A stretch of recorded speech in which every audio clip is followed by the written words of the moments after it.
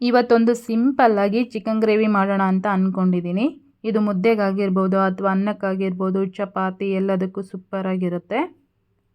ತುಂಬಾ ಸಿಂಪಲ್ಲಾಗಿ ಮಾಡ್ಕೊಳ್ಳೋದು. ಸೊ ಹಾಗಾದರೆ ಇದನ್ನು ಹೇಗೆ ಮಾಡೋದು ಅಂತಂದೇಳಿ ಒಂದು ಸಲ ಚೆಕ್ ಮಾಡೋಣ. ಮೊದಲೇದಾಗಿ ನಾನಿಲ್ಲಿ ಚಿಕನ್ ಗ್ರೇವಿ ಮಾಡೋದಕ್ಕೆ ಒಂದು ಇಡಿಯಷ್ಟು ಕೊತ್ತಂಬರಿ ಸೊಪ್ಪು, ಹಾಗೆಯೇ ಒಂದು ಇಡಿಯಷ್ಟು ಪುದೀನ ಸೊಪ್ಪು, ಒಂದು 15ರಿಂದ 20 ಗೋಡಂಬಿ, ಸ್ವಲ್ಪ ಶುಂಠಿ, ಹಾಗೆಯೇ ಸ್ವಲ್ಪ ಬೆಳ್ಳುಳ್ಳಿನ ತೊಗೊಂಡಿದ್ದೀನಿ. ಒಂದು ಅರ್ಧ kg ಆಗೋಷ್ಟು ಚಿಕನ್ನ ಒಂದೆರಡು ಸಲ ತೊಳೆದ್ಬಿಟ್ಟು ಇಟ್ಕೊಂಡಿದ್ದೀನಿ. ಈಗ ಒಂದು ಕಡಾಯಿಗೆ ಸ್ವಲ್ಪ ಎಣ್ಣೆ ಹಾಕ್ಬಿಟ್ಟು ಅದು ಸ್ವಲ್ಪ ಬಿಸಿ ಆದಮೇಲೆ ಒಂದು ಈರುಳ್ಳಿನ ಈ ರೀತಿ ಕಟ್ ಮಾಡಿ ಫ್ರೈ ಮಾಡ್ಕೊಳ್ತಾ ಇದ್ದೀನಿ.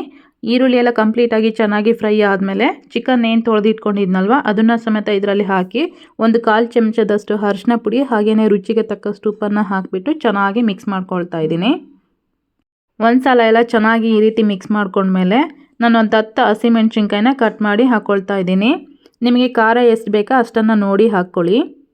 ಹಾಗೆಯೇ ಹಸಿಮೆಣ್ಸಿನ್ಕಾಯಿನ ಈ ರೀತಿ ಕಟ್ ಮಾಡಿ ಹಾಕ್ಕೊಳ್ಳೋದಕ್ಕೆ ಇಷ್ಟ ಇಲ್ಲ ಅನ್ನೋರು ಪೇಸ್ಟ್ ಮಾಡಿ ಸಹ ಹಾಕ್ಕೋಬಹುದು. ಕೆಲವೊಬ್ಬರಿಗೆ ಗ್ಯಾಸ್ಟ್ರಿಕ್ ಆಗಿರ್ಬೋದು ಅಥವಾ ಅಸಿಡಿಟಿ ಪ್ರಾಬ್ಲಮ್ ಇರೋ ಅಂಥವ್ರು ಈ ರೀತಿ ಕಟ್ ಮಾಡಿ ಹಾಕ್ಕೊಂಡ್ರೆ ಚೆನ್ನಾಗಿರುತ್ತೆ. ಯಾಕೆ ಅಂತಂದರೆ ಅದನ್ನು ಬೇಕಿಲ್ಲ ಅಂತಂದರೆ ಅದನ್ನು ತೆಗೆದಿಟ್ಟು ಸಹ ತಿನ್ಬೋದು. ನೋಡ್ತಾ ಇದ್ದೀರಲ್ವ, ನಾನು ಮುಚ್ಚಿಬಿಟ್ಟು ಒಂದು 10 ನಿಮಿಷ ಬೇಯೋದಕ್ಕೆ ಬಿಟ್ಟಿದ್ದೆ. ಒಂದು 50% ಫ್ರೈ ಆಗಿದೆ ಎಲ್ಲ. ಈಗ ನಾನು ಆಗಲೇ ತೋರಿಸಿರೋಂಥ ಮಸಾಲೆಗಳು ಏನಿತ್ತಲ್ವ, ಕೊತ್ತಂಬರಿ ಸೊಪ್ಪು, ಪುದೀನ, ಹಾಗೆಯೇ ಶುಂಠಿ ಮತ್ತು ಬೆಳ್ಳುಳ್ಳಿ, ಗೋಡಂಬಿ ಏನಿತ್ತಲ್ವ ಅದನ್ನೆಲ್ಲ ರುಬ್ಬಿ ಪೇಸ್ಟ್ ಮಾಡಿ ಇಟ್ಕೊಂಡಿದ್ದೆ. ಅದನ್ನು ಇದರಲ್ಲಿ ಹಾಕ್ಕೊಳ್ತಾ ಇದ್ದೀನಿ.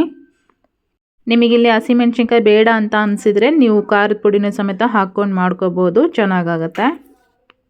ಮಸಾಲೆ ಹಾಕಿದ್ಮೇಲೆ ಒಂದು ಸಲ ಇದನ್ನು ಚೆನ್ನಾಗಿ ಮಿಕ್ಸ್ ಮಾಡಿಕೊಂಡು ಒಂದು 1/4 ಕಪ್ನಷ್ಟು ಮೊಸರು, ಹಾಗೆಯೇ ಒಂದು 1/4 ಚಮಚದಷ್ಟು ಗರಂ ಮಸಾಲ, ಒಂದು ಅರ್ಧ ಚಮಚದಷ್ಟು ಧನಿಯಾ ಪುಡಿ, ಒಂದು ಅರ್ಧ ಚಮಚದಷ್ಟು ಪೆಪ್ಪರ್ ಪೌಡರ್ ಇಷ್ಟನ್ನು ಹಾಕ್ಕೊಂಡಿದ್ದೀನಿ. ಇದನ್ನು ನಾವು ಚಪಾತಿ ಜೊತೆ ಆಗಿರ್ಬೋದು, ಮುದ್ದೆ ಜೊತೆ ಆಗಿರ್ಬೋದು, ರೈಸ್ ಜೊತೆ ಆಗಿರ್ಬೋದು, ಯಾವುದ್ರ ಜೊತೆ ಬೇಕಾದರೂ ತಿನ್ಬೋದು. ತುಂಬಾ ರುಚಿಯಾಗಿರುತ್ತೆ. ಮಸಾಲೆಗಳೆಲ್ಲ ಈ ರೀತಿ ಹಾಕಿ ಮಿಕ್ಸ್ ಮಾಡ್ಕೊಂಡ್ಮೇಲೆ ಇವಾಗ ಇದಕ್ಕೇ ಕೊನೆಯದಾಗಿ ನಾನು ಒಂದೆರಡು ಟೊಮೆಟೊನ ರುಬ್ಬಿ ಹಾಕ್ಕೊಳ್ತಾ ಇದ್ದೀನಿ. ರುಬ್ಬಕ್ಕಾಗಲಿಲ್ಲ ಅಂತಂದರೆ ನೀವು ಸಣ್ಣದಾಗಿ ಕಟ್ ಮಾಡಿನೂ ಸಮೇತ ಹಾಕ್ಕೋಬೋದು. ನಿಮಗಿಲ್ಲಿ ಟೊಮೆಟೊ ಬಂದುಬಿಟ್ಟು ಕಂಪ್ಲೀಟಾಗಿ ಆಪ್ಷನಲ್ ಆಗಿರುತ್ತೆ. ನಿಮಗೆ ಬೇಕು ಅಂತಂದರೆ ಹಾಕ್ಕೋಬೋದು, ಇಲ್ಲ ಅಂತಂದರೆ ಸ್ಕಿಪ್ ಮಾಡ್ಕೋಬೋದು. ಟೊಮೆಟೊ ಹಾಕಿದ ಮೇಲೆ ಈ ಥರ ಎಲ್ಲ ಒಂದು ಸಲ ಮಿಕ್ಸ್ ಮಾಡಿಕೊಂಡು ಇವಾಗ ಇದನ್ನು ಮುಚ್ಚಿಬಿಟ್ಟು ಒಂದು 10 ನಿಮಿಷ ನಾನು ಇದನ್ನು ಬೇಯೋದಕ್ಕೆ ಬಿಡ್ತಾ ಇದ್ದೀನಿ. 10 ನಿಮಿಷ ಆದಮೇಲೆ ಮುಚ್ಚಳ ಓಪನ್ ಮಾಡ್ತಾ ಇದ್ದೀನಿ. ನೋಡಿ ಎಷ್ಟು ಚೆನ್ನಾಗಿ ಚಿಕನ್ ಎಲ್ಲ ಬೆಂದಿದೆ. ಯಾರಾದರೂ ಚಿಕನ್ ರೆಸಿಪಿ ಮಾಡ್ತಾ ಇದ್ದೀರಾ ಅಂತಂದರೆ ಸೊ ಕಂಪಲ್ಸರಿ ನೀವು ಈ ಥರನೂ ಒಂದು ಸಲ ಟ್ರೈ ಮಾಡಿ. ಇದು ರುಚಿ ಅಂತೂ ತುಂಬಾ ಚೆನ್ನಾಗಿರುತ್ತೆ. ಸೊ ಎಲ್ರಿಗೂ ಇಷ್ಟ ಆಗುತ್ತೆ.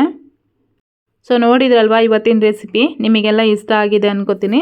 ಇಷ್ಟ ಆಗಿದ್ರೆ ಒಂದು ಲೈಕ್ ಮಾಡಿ, ಕಮೆಂಟ್ ಮಾಡಿ, ಶೇರ್ ಮಾಡೋದನ್ನು ಸಹ ಮರಿಬೇಡಿ. ನೆಕ್ಸ್ಟ್ ಮುಂದಿನ ವೀಡಿಯೋದಲ್ಲಿ ಸಿಗೋಣ. ಅಲ್ಲಿವರೆಗೂ ಟೇಕ್ ಕೇರ್, ಬಾಯ್.